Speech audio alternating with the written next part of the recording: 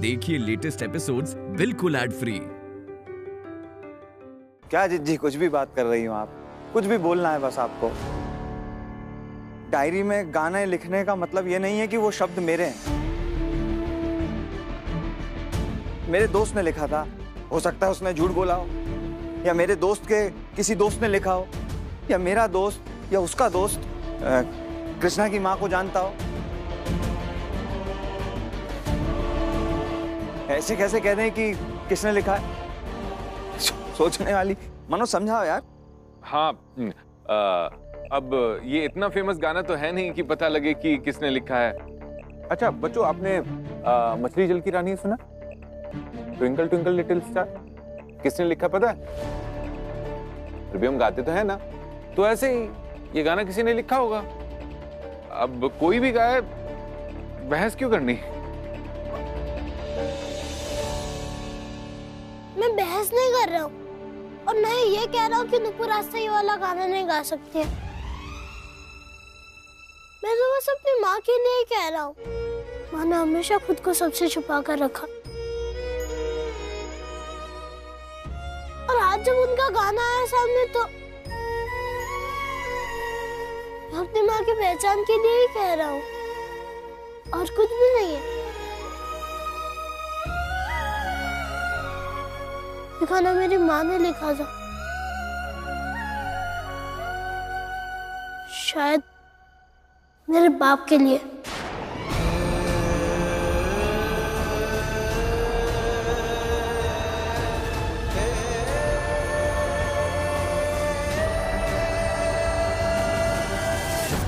तू कौन सी पहचान के लिए लड़ रहा है? तेरी माँ जैसी औरतों की कोई पहचान नहीं होती। पता नहीं कौन थी तेरी माँ, किसका बेटा है तू? बेमतलब में एक लवारिस के चक्कर में हमारे घर की पार्टी खराब हो रही है। बाबूजी। क्या बाबूजी? हम कुछ गलत कह रहे हैं?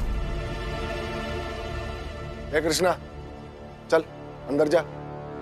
सही तो कह रहे हैं बाबूजी। अरे यहाँ जितने भी मेहमान आए हैं, उनके माँ बाप, उनके बच्चों को हम सब जानते हैं। सिर्फ एक कृष्णा ही है, ना इसके माँ बाप को जानते हैं, ना इसके घर वालों को। किसको जानते हैं बताओ? तब जानते नहीं है तो इस पार्टी में कर क्या रहा है? पता नहीं इसकी माँ कौन है, इसका बाप कौन है। मेरी माँ की भी एक पहचान है और कुछ लोग उन्हें भी जानते हैं।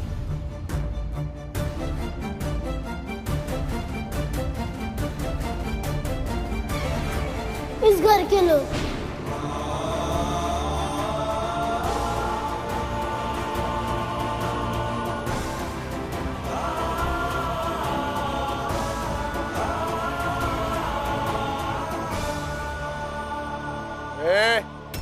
चुप, तुझे कहा ना अंदर जा। अंदर जा।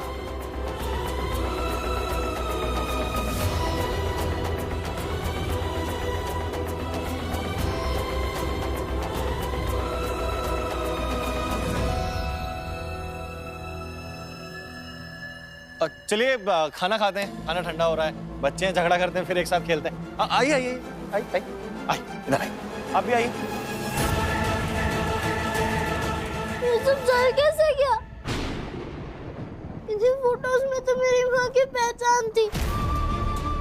यही तो सबूत था जिससे पता चलता कि इस घर के लोग मेरी माँ को जानते हैं। क्या कहा तुमने कृष्णा? हाँ मैडम जी, केक काटने के बाद कामिनी मैम सबको इसी प्रोजेक्टर से मेरी माँ की फोटो से बनी एक वीडियो दिखाने वाली थी। यही तो सबूत था जिससे पता चलता कि इस घर के लोग मेरी माँ को पहले से जानते हैं।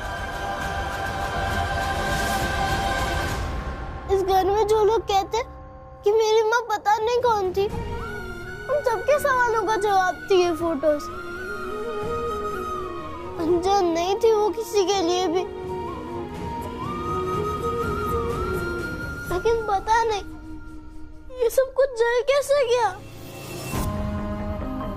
इस प्रोजेक्टर में मैंने हमारी शादी से लेकर अब तक की सारी फोटोग्राफ्स डाली थी, म्यूजिक डाला था। लेकिन वो शॉर्ट सर्किट हुआ और पूरे प्रोजेक्टर में आग लग गई। पूरी मेहनत मेरी बेकार हो गई। पार्टी के बाद जीजी तुम्हारी माँ की फोटोज दिखाने वाली थी। जी मैडम जी, मैं जाके कामिनी मैम साहब से बात करता हूँ।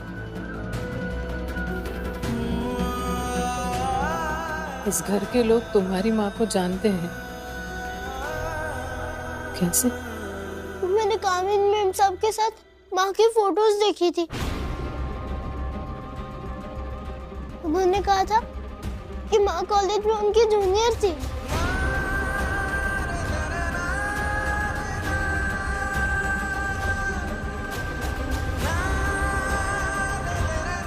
जीजी की जूनियर? जी मैडम जी।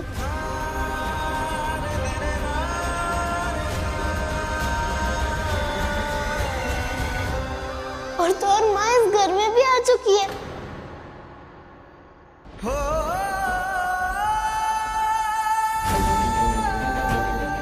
इसीलिए इस घर के लोग मेरी माँ को जानते हैं। जाके कामिनी मैम साहब से बात करता हूँ।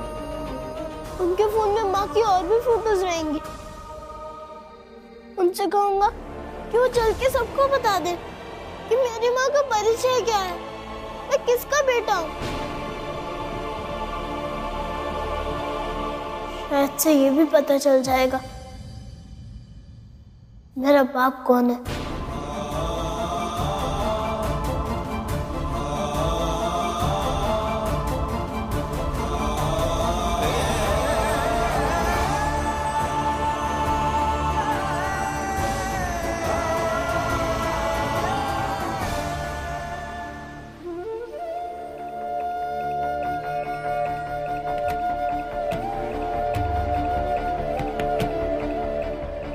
अशोक जी ने कहा था इस प्रोजेक्टर पे हमारे फोटोज दिखाने वाले हैं। वो झूठ था।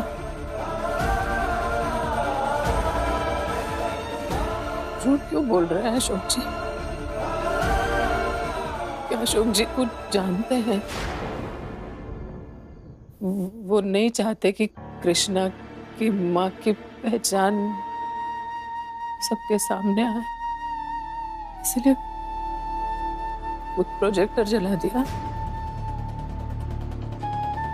ये करके क्या मिलेगा उन्हें? और अगर इस घर के लोग माला को जानते हैं तो मुझसे क्यों छुपा?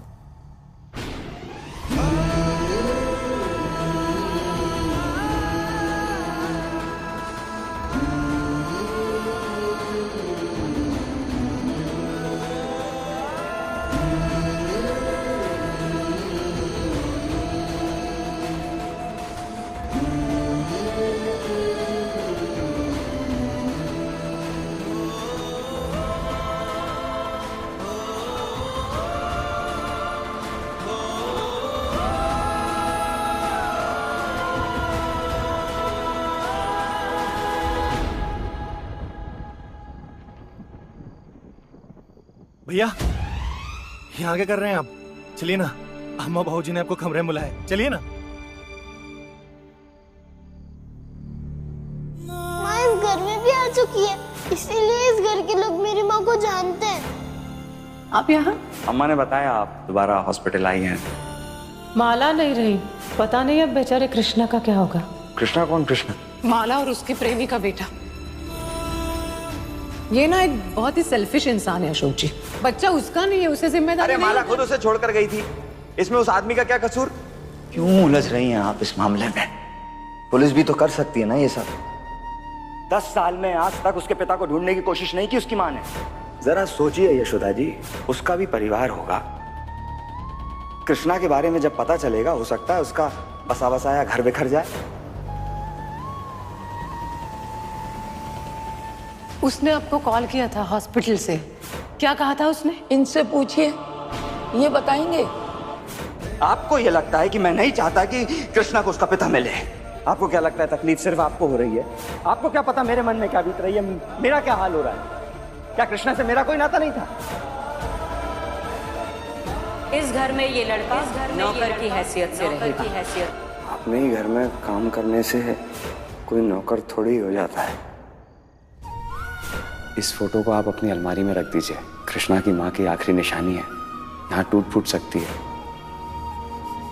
अरे अनाथ नहीं है वो, कान पक गए मेरे अनाथ अनाथ सुन के। अनाथ को अनाथ ना कहे तो और क्या कहे? अरे नहीं है वो अनाथ, बाप जिंदा उसका। कैसी बात कर रहा है यार? मेरा खून है वो यार, खून है मेरा। Thank you Krishna, thank you जो तुमने अपनी बहन को बचाया। वो आपसे नाराज हो सकता है लेकिन अपने पापा से नाराज नहीं होगा। अच्छा हाँ, नहीं होगा ना कृष्णा तू पापा से नाराज? नहीं आएगा वो। मेरी नजरों में आप उसकी दूसरी माँ ही है। कृष्णा के लिए जो मन पड़ेगा वो करूंगा, बेटा है वो मेरा। कृष्णा के बाप के नाम की जगह पर मैंने नाम लिख दिया, अशोक गुप्ता। मैं उसका बाप हूँ। अपना नाम नहीं भैया, बेटियों का तो फिक्र करिए, आपकी तो बेटियां हैं। ये भी मेरा बेटा ही है।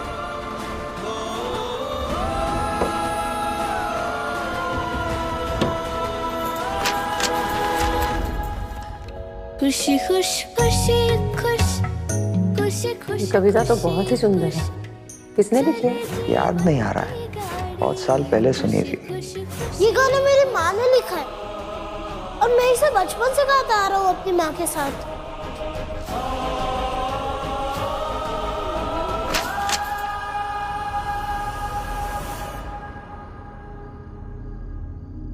सच है ये, बहुत बड़ा सच है ये कि आज के जमाने में अशोक तुम्हारे जैसा बेटा पाना बहुत मुश्किल है।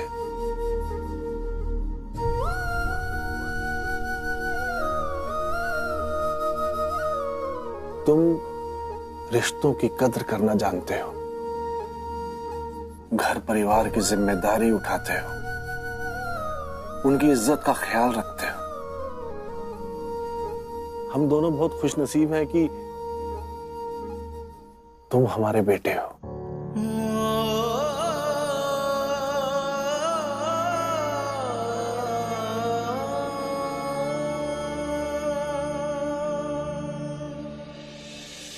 तुम्हारे बाप का समाज में छोटा सा नाम था, उस नाम में तुमने 4 चांद लगा दिए। हम जब घर से बाहर निकलते हैं ना तो गर्व से हमारा सर ऊंचा हो जाता है कि हम अशोक गुप्ता के बाप हैं।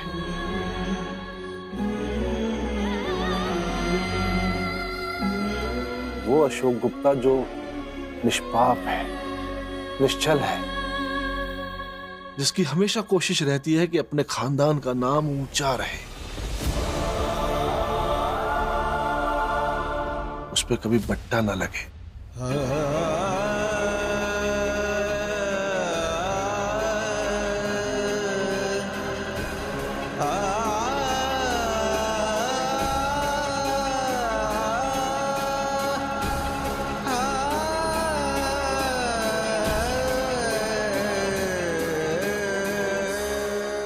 हाँ बेटा, हमें गर्व है तुम पर।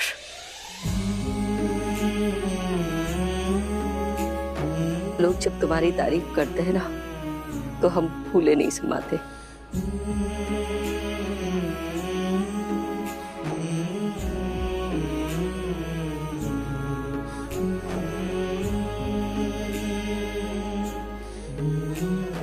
अम्मा, मार्केट में जो हमारा नाम है ना वो भी हमारे भैया की वजह से ही तो है। जब रास्ते से निकलते हैं ना तो लोग हमको दूर से देख के कहते हैं, वो देखो शहर के सबसे ईमानदार वकील अशोक गुप्ता का भाई जा रहे हैं।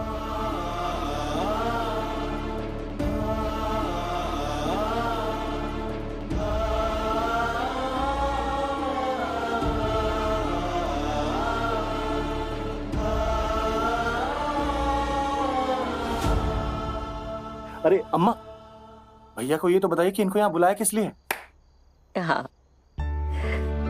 अब ये तो तुम अच्छे से जानते हो ना कि तुम्हारे बाबूजी कितने कंजूस हैं,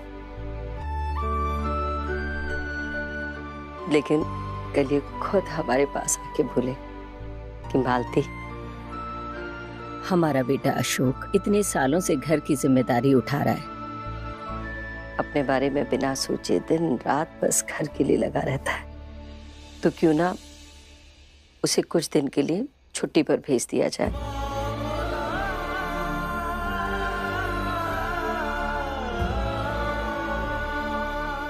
सुनिए। हाँ। ये शिमला की 2 टिकटें, तेरी और यशोदा की। कुछ दिन के लिए ना अपनी जिम्मेदारियों की गठरी को किनारे रख दे और जा छुट्टी मना के आ।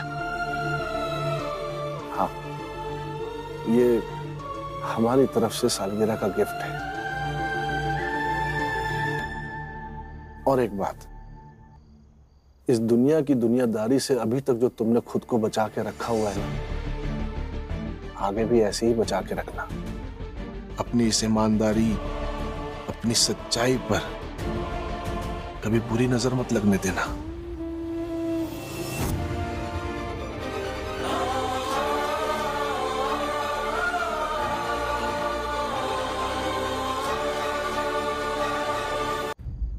मालती,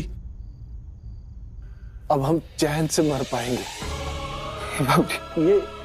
ये सोचकर कि हमारे जाने के बाद हमारे खानदान का नाम, हमारे खानदान की प्रतिष्ठा अशोक से बनी रहेगी।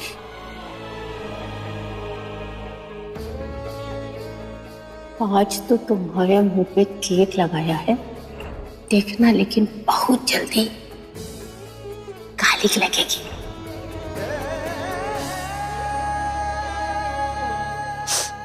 आप भी ना क्यों ऐसे शुभ मौके पर ये मरने मरने की बात कर रहे हैं? जा बेटा, ये टिकट यशोदा को दे दे, उसे अच्छा लगेगा।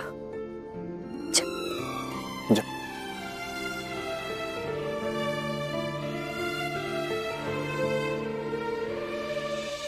बाबूजी,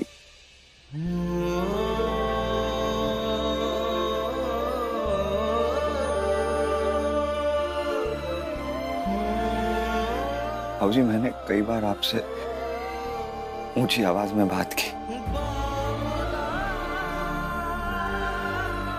सॉरी बाबूजी, हर उस गलती की सॉरी जो मैंने जाने अनजाने में आपसे कर दी। माफ कर दीजिएगा। सॉरी बाबूजी।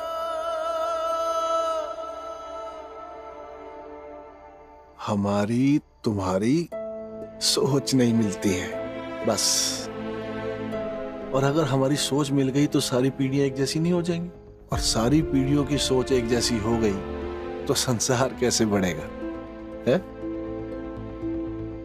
बल्कि हम जो तुम्हें कभी भला बुरा कह देते हैं ना, उसके लिए हमें माफ कर देना। बाबूजी, मैंने मर्यादाएं लांघी है।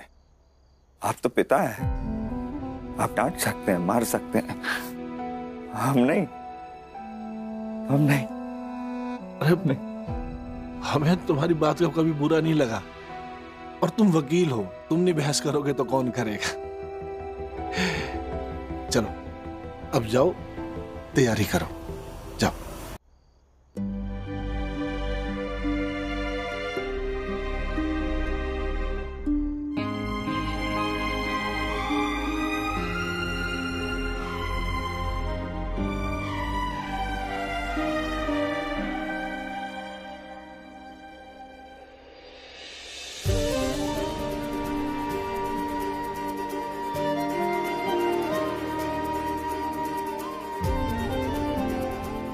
अरे हम भी हैं।